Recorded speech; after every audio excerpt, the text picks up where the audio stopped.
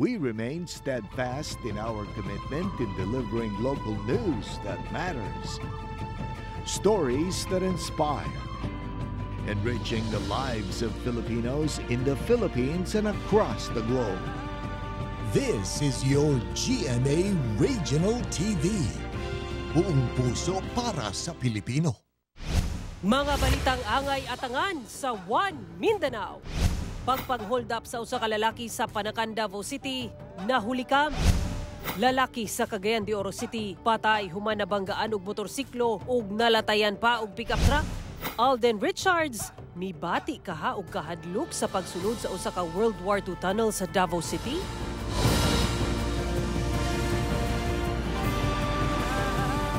Ito ang GMA Regional TV, One Mindanao.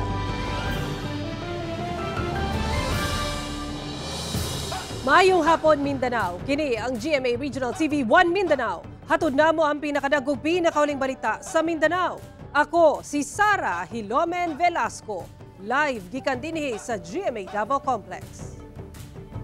Cyril Chavez, live gikan dinhi sa GMA Cagayan de Oro Station. Efren Mamak live desde aquí na GMA Zamboanga Station.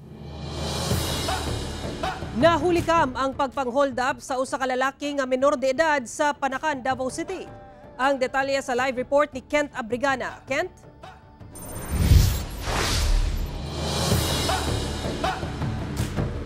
Sara, pipila ka mga lumulupyo sa Barangay Panakan sa Davao City ang nabalakan na karon tungod sa natalang mga insidente sa pagpang-hold up sa ilang lugar. Sa CCTV footage sa usa ka establishmento sa Don Ramon, Panakan, Davao City, makita kining usa ka lalaki nga nagagamit sa iyang cellphone samtang nagabaklay pa sa dos kagahapon sa Kadlawon. Taod-taod, makita na sa video ang tulo ka individual nga nakahoodie nga nakasakay sa usa ka motor. Dito ulang tulo ka nakamotor sa lalaki nga nagbaktas. Og dito nagtangag ang cellphone sa lalaki dahil ikya sakay ang motorsiklo. Sa pakikinabi sa GMA Regional TV 1 Mindanao sa kabanay sa biktima, gikan matud pa sa internet cafe ang biktima kinsa usa ka menor de edad nga nasa 15 hangtod 17 years old ug pauli na unta sa ilang balay. Ang gikadlukan matud pa sa biktima kay gitutukan pa siya og kutsilyo o nagikawat ang iyang cellphone. Kinuwento niya sa amin kinaumagahan na ano daw, sabi niya puntik na akong mamatay. Sabi niya, bakit? Sabi niya kay may nag-hold up man sa amin. Ang sabi niya kutsilyo daw, tapos dito sa tagiliran daw niya tinutok. Sa karon, miuli na ang menor de edad nga biktima sa Marawi, kauban ang iyang mga ginikanan tungod kina trauma. Tungod sa itabo, nabalaka ang ubang residente sa lugar sa ilang seguridad. Nabalaka po gusir kay ako mga bata mga dress kasagaran. Nindapod may nabalaka po. Kay halimbawa para sa ko ang anak ako'y anak. So dapat yun nga, nagyud po siya nagarubing para sa mga protektaan. Apektado sa pangpanginabuhian sa food delivery rider nga si Basera tungod sa itabo. Yung shift namin na gabi bilang food delivery rider, hindi namin tinutuloy yung shift namin. So malaking ano na yun sa amin, abala na yun sa amin sa pagkatakot namin. Sumala sa barangay, aduna sila yung mga lakang arong dili na masubli ang maong insidente. Giistoryahan ako ang pulok leader diha sa maong lugar nga kung pwede magkuha na siya og mga community police para lang gyud nga magrubing diha sa matag oras kagabion. Sa karon, ginasuta pa sa kapulisan ang identity sa tulo ka mga sospek. Paymangno niini sa publiko. Kung naay mga panghitabo sa maingon ani mga moato sila sa nearest police station para ma-aksyonan dayon, madakop nato ang suspect, ma-identify mo. Sara, samtang nagapadayon ang investigasyon sa kapulisan, nagpahimangno ang Barangay Panakan sa mga lumulupyo niining kumamahimo, likyan usa ang paggamit og cellphone sa kadalanan kung gabii ug magbinantayon sa palibot. Sara. Okay, daghang salamat, Kent Abrigana. Lalaking empleyado sa Cagayan de Oro City Hall ang arestado sa kapulisan human nga mapalitan og droga atol sa anti-illegal drugs bypass operation. Arestado ang 33 anyos nga lalaking empleyado sa Cagayan de Oro City Hall human mapalitan og usa ka sachet sa gituwang sabu atol sa bypass operation sa otoridad sa Macahambos, Capistrano Streets, Barangay 16 ding syudad. Matod sa kapulisan, positibong napalitan ang suspitsado og sachet sa sabu. Pagrekisa, nakuhaan pa kini og 1,360 pesos nga kantidad sa sabu cellphone, marked money ug illegal drugs paraphernalia. Nasayran nga usa ka Administrative Aid 1 sa Community Affairs Office sa Cagayan de Oro City Hall ang suspect. Kasong paglapas sa RA 9165 ang atubungon sa suspect ug posibleng mataktak sa serbisyo. Wala pa kini niluwat og pahayag sa maong kaso. Usa ka lalaki sa Cagayan de Oro City nga mipalit lang og sigarilyo ang patay human nga mabanggaan og motorsiklo dayon malatayan og pick-up truck. Dead on arrival sa ospital ang 46 anyos nga lalaki sa Cagayan de Oro City human kini mabanggaan og motorsiklo dayon malatayan sa usa ka pick-up truck sa Diversion Road, Zone 8, Barangay Buluwa. Sa investigasyon sa kapulisan, igo lang unta mipalit og sigarilyo ang biktima sa tindahan. Diyang pagtabok nini sa kalsada ang nabanggaan sa motorsiklo nga gimaneho sa usa ka 18 anyos nga lalaki nga rider. Sa kakusog sa impact, nalupad ang biktima sa Picas Lane, rason nga nalatayan sa kasugat nga pick-up truck. Daling responde ang Oro Rescue 911 sa lugar apan namatay sa ospital ang biktima. Gikustodiya sa kapulisan ang rider samtang padayong ginapangita ang driver sa pick-up truck nga misibat human ang aksidente. Nasikop ang 95 anyos nga lalaki sa Davao City human namusil. Ang sospek na pungot matud pa sa biktima. Balog sa Maa Police Station sa Davao City ang 95 anyos nga lalaki human gipusil ang 53 anyos nga lalaki nga silingan raniya. Sumala sa Davao City Police Office, ginahatagan matud pa og pagkaon sa sospek ang usa ka 18 anyos nga babae apan gisultihan sa 53 anyos nga biktima ang maong babae nga likayan na ang pagduol sa sospek. Butang nga gikapungot matud pa sa sospek. Adlaw Miyerkules, giduol sa sospek ang biktima nga naglingkod sa nakaparadang motorsiklo sa Purok 26B, Sitio Mayrin, Barangay Maa sa Davao City, dayon pusil sa likod. Daling gidala ang biktima sa ospital kinsaan naa sa luwas nga kahintang. Wala pay pahayag ang sospek.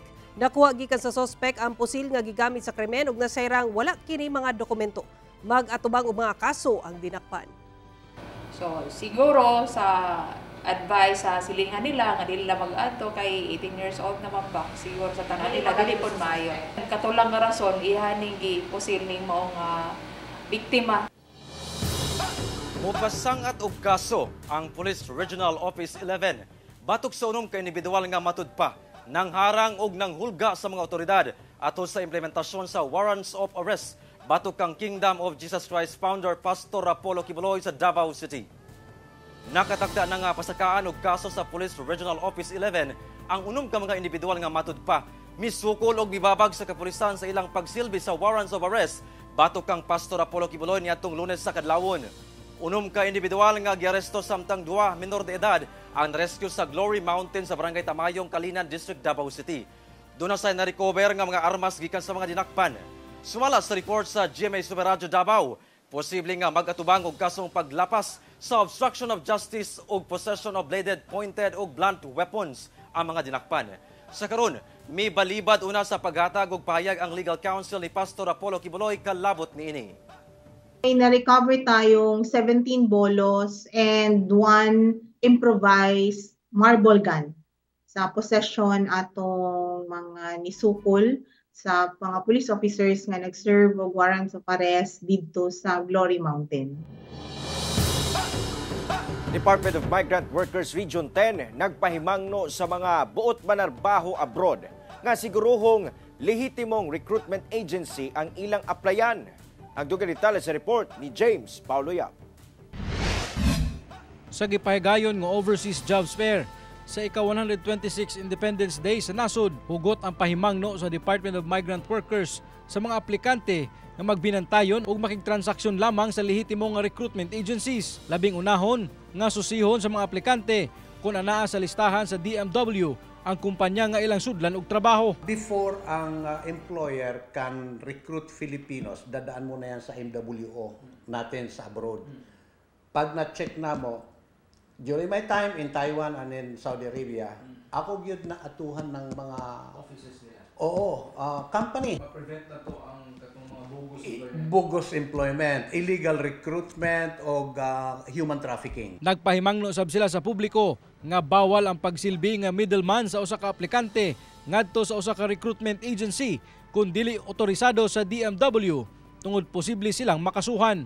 Kinahanglan sab kuno nga tanan transaksyon sa usa ka aplikante mahitabo sulod lang sa opisina sa recruitment agency kini subay kuno sa guidelines nga ilang gipagawas. Bisag na ako'y good intention to help you. Alright, pero nirecommend kita doon sa agency na yun, particular agency.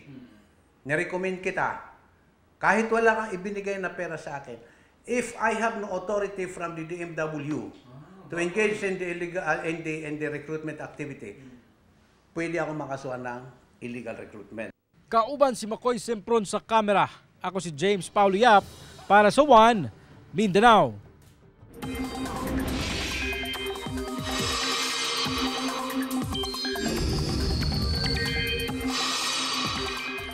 Makasinati og mga pag-ulan sa Mindanao dala sa easterlies o cloud cluster o tapok sa mga panganod sumala sa pag-asa. Walay na monitor nga low pressure area o bagyo sa Philippine Area of Responsibility apan makasinati gihapon og mga pag-ulan sa dakong bahin sa nasud kinibisan sa init nga panahon sa buntag. Sumala sa pag-asa sa Mindanao, easterlies ang makaapekto sa panahon. Lakip ang mga cloud cluster o tapok sa mga panganod nga magdala og mga pag-ulan. Base sa datos sa Metro Weather, taas ang tsansa sa ulan sa Sulu Archipelago, Zamboanga Peninsula, Northern Mindanao, Barm, Caraga, Davao Region ug Soc-Sargent. Busa magbantay sa mga posibleng pagbaha o landslides, mga kapuso.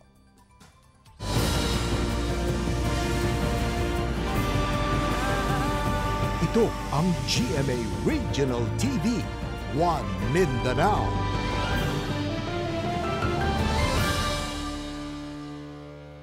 Lingaw nga gisaulog sa mga taga San Antonio sa Barangay Leon Garcia sa Agdao, Davao City ang ilang kapistahan. Atong sero ng detalye nini sa live report ni John D. Esteban. John D.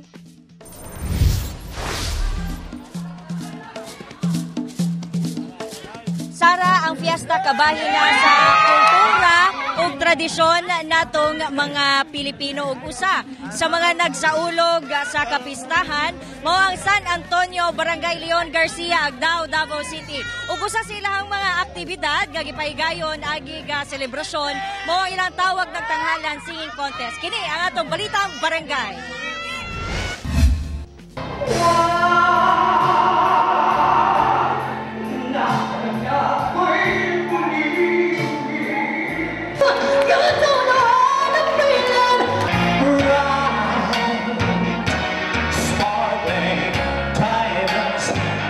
Nagtigi sa panindutay og tingog ang mga misalmot sa tawag ng tanghalan sa San Antonio, Barangay Leon Garcia, Agdao, Davao City nga kabahin sa mga aktibidad sa ilang fiesta nga gipahigayon sa Barangay Court.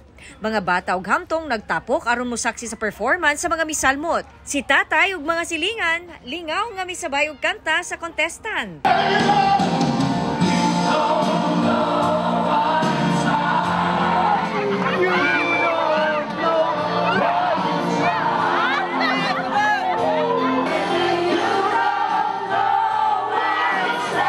Happy pista sa atong mga silingan na karon.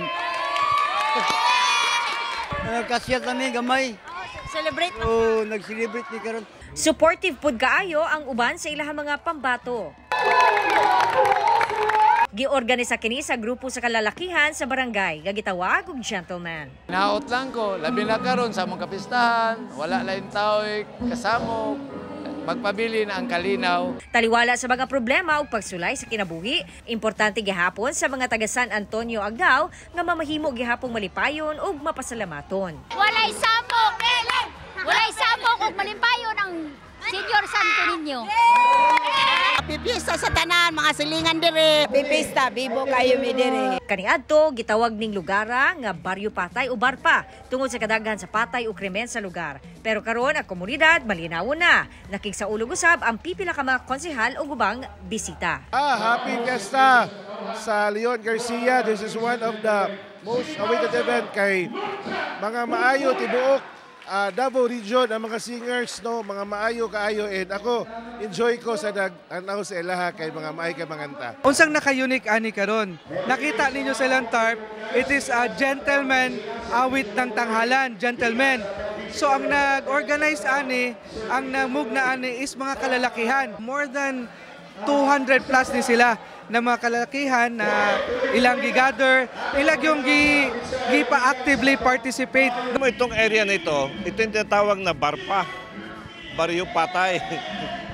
Pero nabalik ang peace and order dito dahil sa mga Duterte. So fiesta ngayon at I'm very happy na meron silang initiative in celebration of their own fiesta.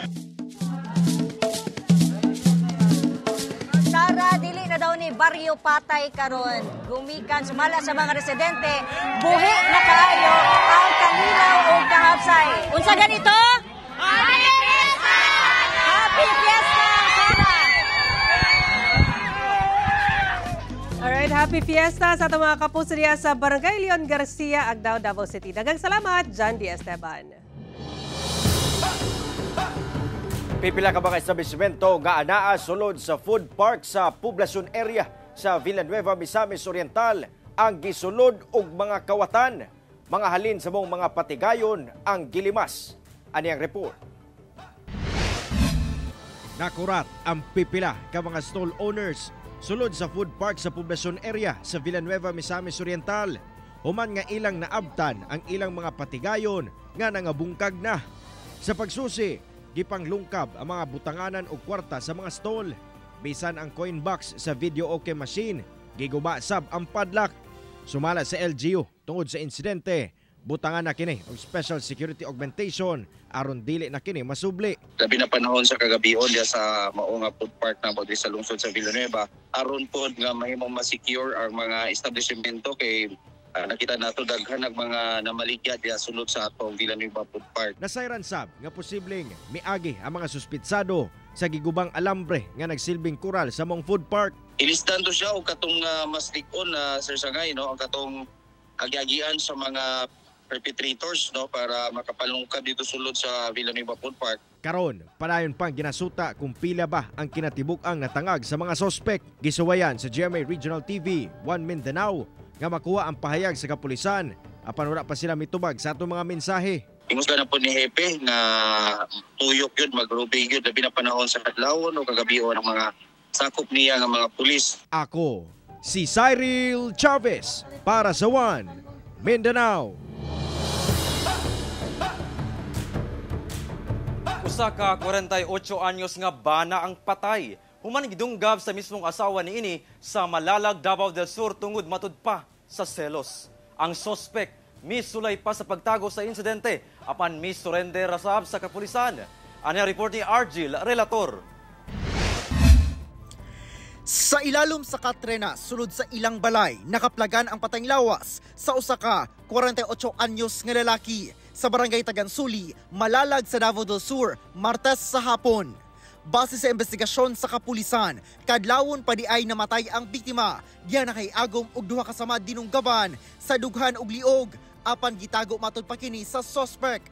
Gipadlock niya ang balay. Nagano pa po niya ato ang suspect nauna pa nga sunugod na sinina og katong kutsilyo nga iyang gigamit, kitchen knife na iyang gigamit. Ang suspect mismong ang 37 anyos nga asawa ni ini. Diyan na konsensya matud pa, mi-surrender ang asawang suspect ngadto sa kapulisan. Tungod sa panaglalis, tungod sa pagsilos-silos, ang away sa mag-asawa, aligasyon sa asawa, nga nagka-pisikalay sila, tapos matong nikuha siya o kutsilyo. Nakuha sa kutsilyo o iyang na dunggaban ang iyang bana. Sumala sa kapulisan, naana damatod pa ang upat ka mga anak nga nag-aaway ang ilang mga ginikanan. Busa, wala nila gitagad kay nagtuong samara sa naandang away. Sumala sa suspect, gikan matod pa sila nag-inom kauban ng iyang bana atong gabi una. O pag-uli na sa balay, dito na nahitabo ang krimen. Away na yung balikan ko ng kuwan, ginagabang ng kasunod. Balikan lang po, ang kaila ko mga tiko. Ano po, nagbangon ko dagdali, atas mga tubig, libag na po ang kuwan. Gipa sa kaana o kasong parricide ang suspect.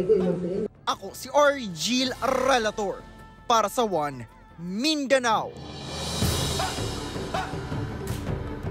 Sa mga maapektuhang residente sa Davao City, sayo nga i-charge ang inyong gadgets kay makasinati og 8 ka oras nga walay kuryente ang pipila ka lugar sa Pakibato ug Toril District sa Davao City ugma June 14. Gipahibalo sa Davao Light and Power Company nga dunay ipahigayon nga scheduled power interruption ugma June 14 gikan alas 8 sa buntag hangtod alas 4 sa hapon. Din apektado niini ang tibok area sa Purok 1, 2, 2A, 3, 4, 6, 6A, 7, 8, Paradise Embak, Lubas, Purok 5, 5A Panalom, Mapula, Sitio Carbon, Purok 1 Lumiad, Purok Mangga, Nara, Orchids, Goma sa Barangay Pakibato proper. Apektado sab sa power interruption sa susamang adlaw gikan alas 7 sa buntag hangtod alas 5 sa hapon ang pipila ka lugar sa Barangay Tungkalan ug Barangay Tagluno sa Turil District. Sumala pa nga magpahigayon og upgrading sa linya sa kuryente sa mong mga lugar. Ipahimangnuan sab ang mga mulabay sa mong mga lugar nga mag-igmat samtang nagapahigayon sila og maintenance.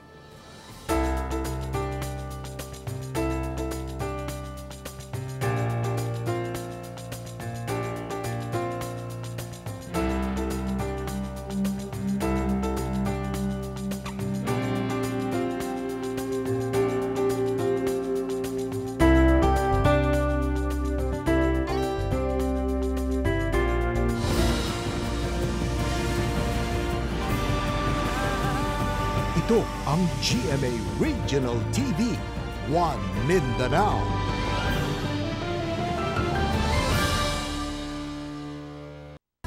Personal nga nagtour si Asia's multimedia star Alden Richards sa usa ka tunnel sa mga Hapon sa Davao City nga gigamit niya atong World War II.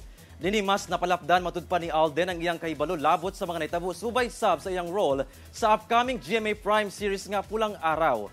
Samtang nakisadya sab siya sa mga kapusong Davaoenyo. Atong silipon sa report ni Argil Relator. Wala gayud gipalampas ni Pulang Araw cast og Asia's multimedia star Alden Richards nga masulod ang 300-meter two-way nga gitas-on sa Japanese Tunnel nga usa sa mga historic nga lugar sa Davao City. Personal nga nakita ni Alden ang stalactites ug stalagmites ug mga ibong balin sa sayaw nga namuyo na sa maong tunnel. Nahimong headquarters sa mga Hapon ni adtong World War II ang tunnel nga mano-mano matud panggikalot sa war prisoners. Makita sab ang mga pasilidad sama sa stockroom, commander's office ug ang artifacts sa mga gamit panggiyera sa mga Hapon. Wasay kahadlok nga misulod si Alden sa gamay kaayo nga jail facility, din ginapansak matud pa ang unom ka prisoners of war. Yung pinagdaanan talaga natin during the World War II under the Japanese occupation is no joke. Medyo nag-open up pa yung mga bagay na nangyari talaga. Sa iyang experience, mas mahatagan matud pa ni Alden og kulay ang iyang role sa upcoming GMA Prime series nga Pulang Araw, isip si Eduardo de la Cruz. Nagiging na-enrich nito yung experience ko while doing my character, and also it enriched my knowledge and parang mga ideas ko about what really happened. Challenging matud pa kay Alden ang iyang role sa kadaghan sa war scenes ug ang pamaagi sa sinultian sa wikang Filipino niadtong panahona. Ngayon lang ako talaga nag full-on character na involved sa gera. And wala akong masyadong good side dito. May good side man pero hindi siya yung pakitang-pakita. Kumbaga mahilig sa away. Pero ang nananaig kasi doon palagi is yung pagmamahal niya sa bayan niya at sa mga taong mahal niya. Samtang gipakilig sab ni Alden ang midagsang nga Davaoenyo fans sa gipahigayong Kapuso Fans Day sa G-Mall of Duril Atrium sa Davao City ato sa pagsaulog sa Independence Day.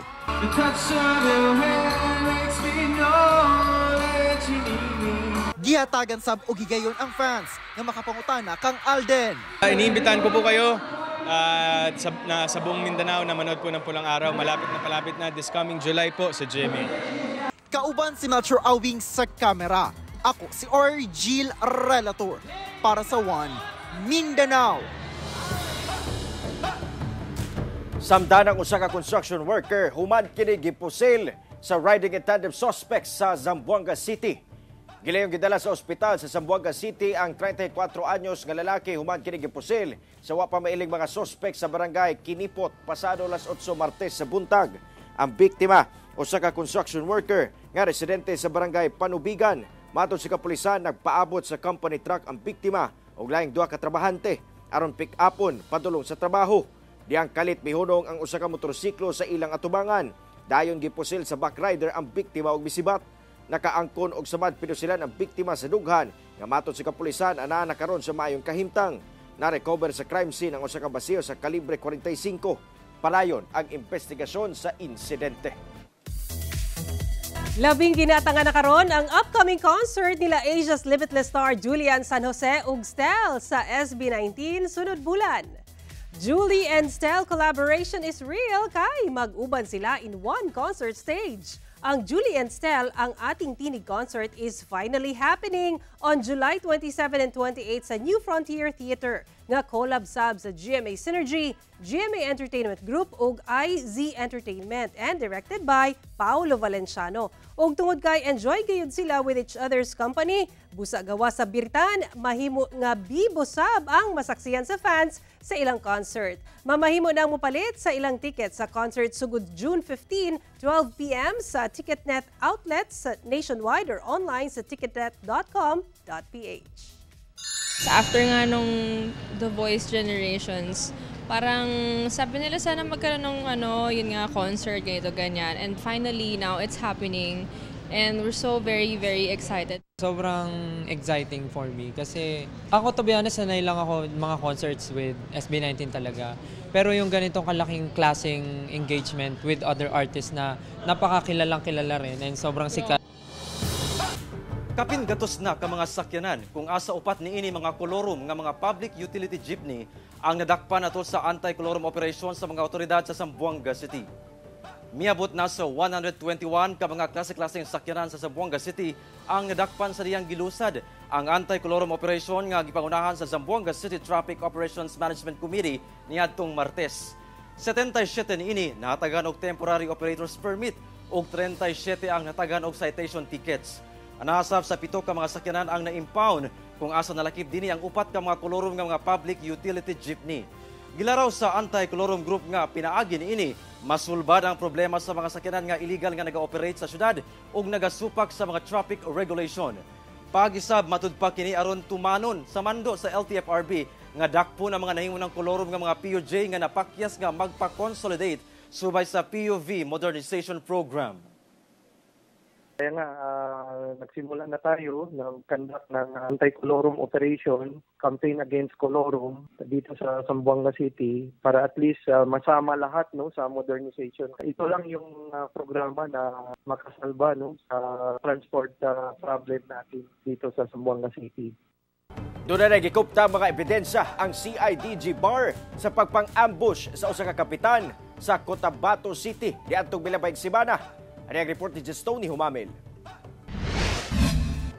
Nagtuo ang kapitan sa Barangay Kalanganan, Cotabato City nga si Bimbo Ayunan nga politically motivated ang pagpang-ambush sa iyang igsuon nga si Edris Ayunan, ang barangay kapitan sa Kalanganan 2, Cotabato City niadtong Biyernes sa gabi. Sa investigasyon sa kapulisan, gilata sa van nga gisakyan ni Ayunan ang Barangay Mabini Street, Bagua 3 sa Cotabato City. Diyang kalit kining gitaparan sa usa ka minivan o gipaarakan sa wala pa mailhing mga suspect. Hinuon swerteng wala na iguog bala ang maong kapitan. Apan na sa kritikal nga kahimtang karon ang driver niini nga mao'y napuruhan ug laing usa pa ka lalaki nga sakay sa maong van. Sumala pa 6 katao ang sakay sa van. Actually, marami na kaming threat na nare-receive before pa nangyari yan. Sana po matugunan at matulungan kami ng mga authorities, mga law enforcement, hustisya yung aming pamilya sa nangyari. Na-recover sab sa parte sa Barangay Rosary Heights 3 sa Cotabato City ang gituuhang getaway vehicle nga gigamit sa mga suspect. Sa karon wala pay matumbok nga suspect sa hitabo apan duna nagiguptan nga mga ebidensya ang kapulisan sama sa CCTV. Panayon ang investigasyon sa otoridad kalabot sa insidente. The CIDG is currently conducting a parallel investigation tungkol sa insidente na yan. Whatever the investigative results, we will forward it to Cotabato City Police Office since sila yung primary unit na nagkakandak ng investigation. Ako si Tony Humamil para sa One Mindanao. Atol sa kasaulugan sa Environment Month, nagpaygayon og coastal cleanup ang DNR Region 11 kauban ang lokal nga kagamhanan sa Davao City. Nagtinabangay ang mga personahe sa kapulisan, pipila ka mga empleyado sa City Hall ug mga residente sa pagpamlimpyo sa May Estuary, Barangay 76-A, Bukana, Davao City. Ubay-ibay ka mga basura sama sa mga plastic waste ug mga basura nga malata ang gipamunit sa mga mitambong. Gipay balusab ang mga namuyo sa mga coastal area sa insakto nga paglabay sa mga basura. Gani nagpahimangno ang lokal nga kagamhanan sa Davao City nga ampingan ang kinaiyahan pinaagi sa responsable nga paglabay ng basura. Kani ang atong climate change, this is really real. So let us support the government in battling climate change. Atong protektahan atong kinayaan tungod kay mura ni nabilin, wala may lain natin. Gisugdan sa usa ka ritual sa upat ka tribo ang 32nd Naliagan Festival sa Agusa del Sur. Gitawag nga panawag-tawag ang ritual isip pagsugod sa kasaulugan sa 32nd Naliagan Festival ug ang 57th founding anniversary sa Agusa del Sur. Upat ka tribo nga gilangkuban sa Manobo, Higawnon, Banwaon ug Talaandig ang dungan nga nagpahigayon sa maong ritual. Simbolo kini sa panaghiusa ug pagpasidungog sa managlaing tradisyon ug kultura sa probinsya. Tumong sa mong ritual nga makapangay og pagtugot, giya og proteksyon, gikan kang magbabaya alang sa malipayon ug malampuson nga pagsaulog sa maong selebrasyon. Lauman ang managlahing aktibidad sa selebrasyon sa Naliagan Festival 2024 hangtod June 17. Mao kadto ang mga ulahing balita sa Mindanao karong adlaw. Mamahimo ninyo kining makita pag-usab pinaagi sa pagbisita sa official website sa GMA Regional TV o bisita ang mga official YouTube channel o i-click ang subscribe button para sa pinakaulahing balita.